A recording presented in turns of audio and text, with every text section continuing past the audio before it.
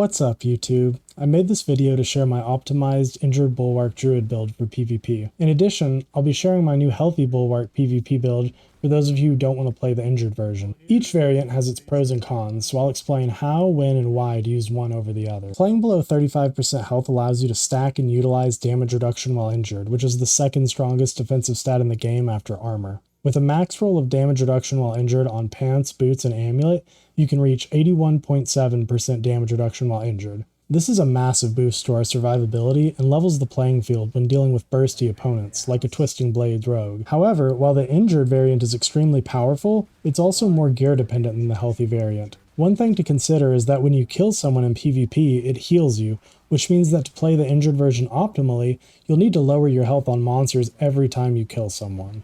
The Paragon setup for these two builds is the same, which makes it easier to swap between variants if you find you prefer one to the other. The pathing is very similar to my PvE Bulwark build. The main difference in this build is that we take mostly offensive glyphs to boost our damage. This is because players are level 100 max, which means we do much less damage to them than we do to level 154 monsters. This shifts the priority for PvP from defense to offense so that we can actually burst other players before they're able to heal or escape.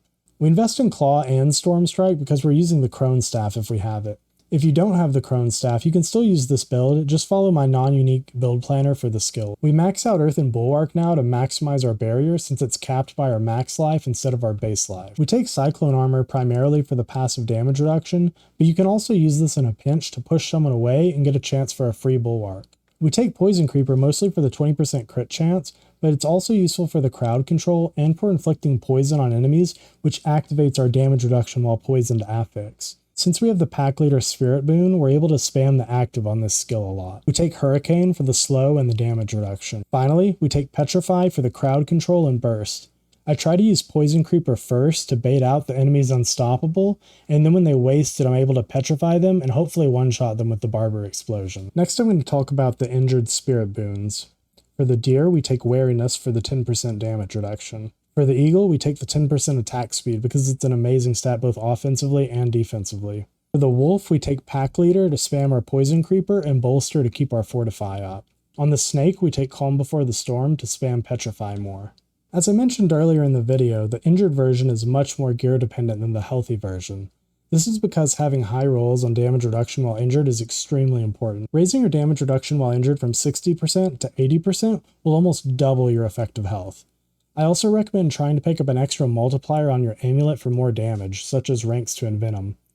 Your main stat priorities for offense are attack speed and basic skill attack speed, vulnerable damage, and crit chance, while your stat priorities for defense are barrier generation, ranks to Earthen Bulwark, and armor up to 85% damage reduction. Gemming your armor with diamonds for barrier generation is a no-brainer now because of how strong the stat is. Ideally, you want to use an elixir that increases your attack speed, such as Heady Assault. The first Malignant Heart I use for this build is Tempting Fate because our crit chance is very high and our Barber Explosions always crit. I use Inexorable Force in PvP because most of the time people are running from or trying to kite me, and this heart makes it much easier to maintain uptime on a slippery target. Finally, I use the Barber for more burst damage. I find a 4-second Barber is better for fighting most classes because you have more time to stack up damage and potentially one-shot them before they can heal.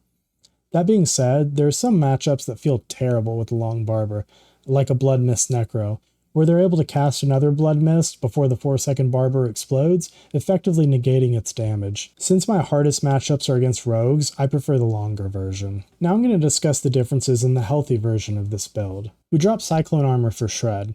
This skill feels great for chasing down enemies and it heals us as well. As an added benefit, since Shred is a core skill, we're able to use the accelerating aspect for an extra 25% attack speed. We also drop 2 points in the move speed passive to pick up 2 points in Safeguard for more Fortify, since this version of the build takes more damage and has a harder time maintaining Fortify than the injured variant. The boons here are the same except for the snake, and we run Masochistic instead of Calm Before the Storm for more sustain. The gear for the healthy version is the same, except you won't be getting the damage reduction while injured stat on your pants or your necklace.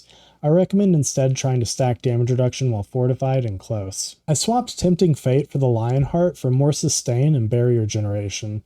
There's a bug with this heart where the barrier generation it adds does not show up in your stat window under barrier bonus. Regardless, I tested this hard out and it increased the size of my barriers considerably. The new Temerity is an interesting and viable choice for this build. While you lose a lot of damage reduction by using Temerity instead of a pair of rare pants, this gives you the ability to heal and sustain your barriers through Masochism, Lionheart, Shred, etc. While I prefer pants with big damage reduction stats, the Temerity is worth considering and experimenting with if you have a pair.